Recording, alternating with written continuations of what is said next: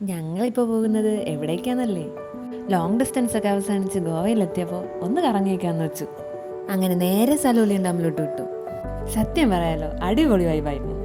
ഇന്ത്യയിൽ തന്നെ ഒരു യൂണിക് ഡാമായിരിക്കും ഈ സലോലിയൻ ഡാം. ഡാംസ് ഒക്കെ ഒരുപാട് കണ്ടിട്ടുണ്ടെങ്കിലും ഇങ്ങനൊരു ഡാം ഇതാദ്യമായിട്ടാണ് കാണുന്നത്.